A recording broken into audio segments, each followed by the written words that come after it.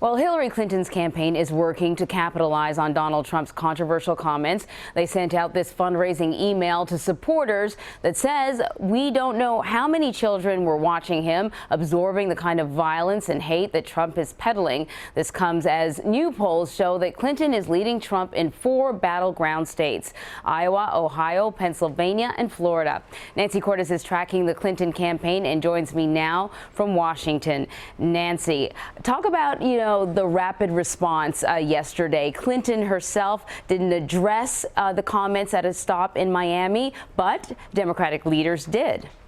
That's right, including her own running mate, Senator Tim Kaine, who made sure to stop and talk to reporters. He said that the comments were incredibly surprising to him and that they were a window into Donald Trump's soul and that violence of any kind should not be countenanced. And then you had some Democrats who were willing to go even further than that, like Senator Elizabeth Warren, who called Donald Trump a coward and said that he is basically losing it because he is losing the race to a girl. Other Democrats accused him of encouraging assassination. And you even had Gabby Giffords, who herself was shot in the head in an assassination attempt, releasing her own statement saying that he might astound Americans on a routine basis, but we have to draw a line between political speech and suggestions of violence. So not every Democrat thought he was necessarily being serious, but clearly some decided to take it that way. And as you pointed out with that fundraising email, at the very least, it gives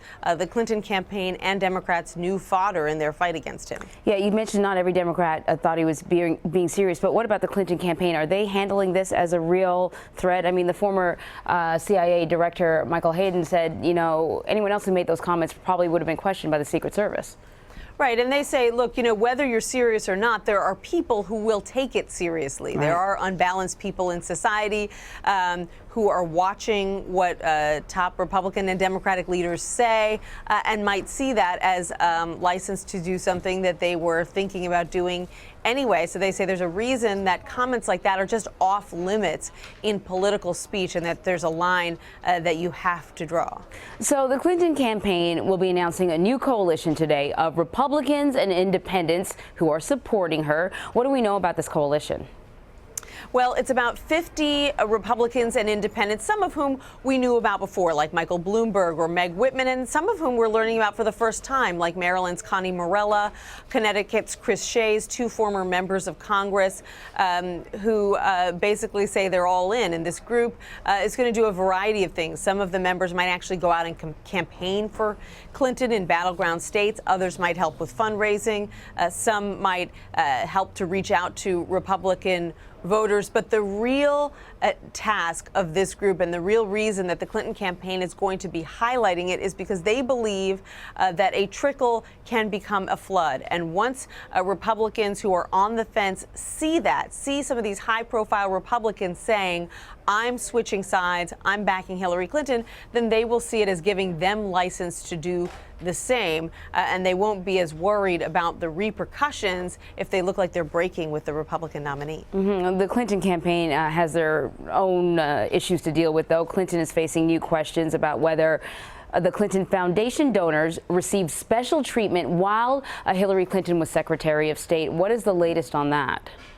Well, the latest is there's a new batch of emails that the conservative group Judicial Watch has released, part of a lawsuit, and they show communication between Doug Band, who was a top official at the Clinton Foundation, and Huma Abedin, who was a top aide to Hillary Clinton while she was Secretary of State. And in those exchanges, Band does ask for a couple of favors for top foundation donors. In one email, he says that they're looking for a favor for someone who sounds like they're looking for a job.